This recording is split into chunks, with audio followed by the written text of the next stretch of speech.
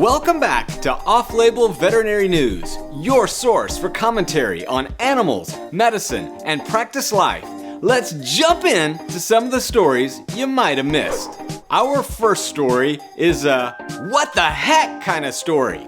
A British beagle was found to have what appears to be an image of President Donald Trump in its ear? You look, you decide. Off-labelers, this is a really bizarre story for veterinary healthcare professionals. Turns out the owner of this beagle was taking pictures of her dog's inflamed ear and passing it around to find out what she could do to treat it. One of her friends noticed the likeness to President Donald Trump in the ear, and that set off a viral storm. Now, it takes an even weirder twist because then the lady sets up some kind of crowdfunding source soliciting money to pay for the pet's medical bills. She raised a lot of money. What do you think, off-labelers? Crazy story, but weird twist. Am I right? The pet industry continues to be red hot. The latest estimates conclude that Americans will spend over $6 billion on pet treats for their dogs and cats in 2017. It's further estimated that 92% of all dog owners and 80% of all cat owners will indulge their pets in some form of treats. Now, this is great news for lots of people out there, but the reality is this: they can be loaded with unhealthy things like forms of sugar. They can be high in calories, and you know I'm fighting this fight against pet obesity.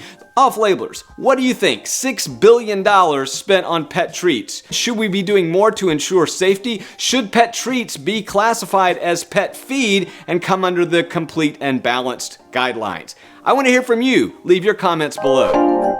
The Pet Food Institute, or PFI, which consists of about 98% of all the pet feed manufacturers in the United States, has recently announced a new tool that may help veterinary professionals. The tool is called Nutrition Nose to Tail, and I can see a couple of ways that veterinary clinicians might use this. Let's say you're in the exam room and you're trying to explain something about B vitamins or amino acids or some nutritional component that you want a quick and simple explanation of. You can visit this website, click on whatever it is you're looking at, and it tells you anatomically also where those components impact. So I think it's kind of a neat tool. What do you think, off-labelers? Is this something you would use? Does the PFI label turn you off from using it? Or what do you think? Is it helpful or just another thing? I want to hear from you down below.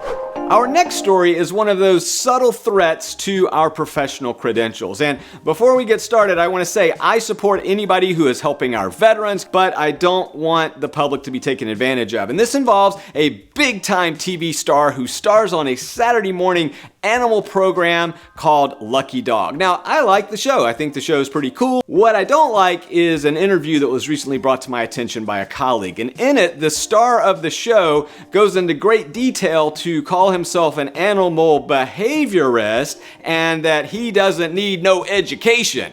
So I want to know what you have to think, off-labelers. Do you need credentials to call yourself an animal behaviorist? Can a self-proclaimed, unlicensed, uncredentialed individual just say, you know, I'm maybe the same or similar to a veterinary healthcare professional? I want to hear what you have to say about this topic, because anytime I see someone who portrays themselves as an expert to the public, I want to make sure that that public isn't misled in any way. And more importantly, I took an oath to care for animals, and so I want to make sure that they are cared for properly. And we've all seen in the past some, self-proclaimed animal behaviorists who maybe did some things that were downright harmful. So what do you think, off-labelers? Should there be regulations behind using terms such as animal behaviorist? What's the difference between a dog trainer and an animal behaviorist? I mean, obviously, our professional colleges have something to say about that, but I want to hear from you.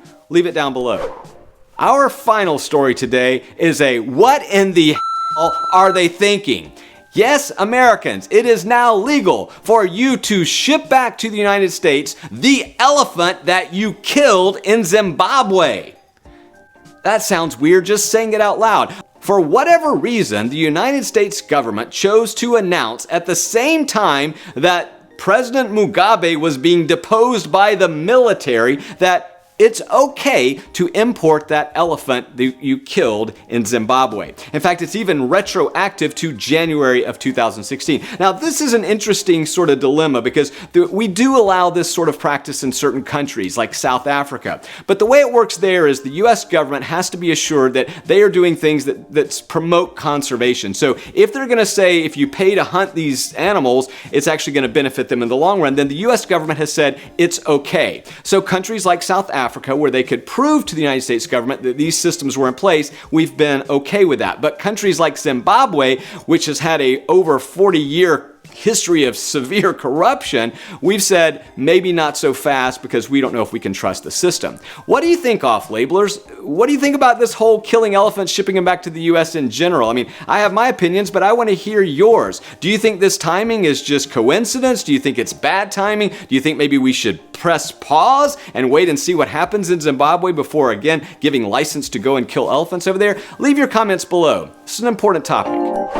Well, that's it for this edition of Off-Label Veterinary News. If you like content like this, please press subscribe and ding the bell so you'll be notified when this content drops on your internet doorstep. Until next time, keep living that off-label life. Bye!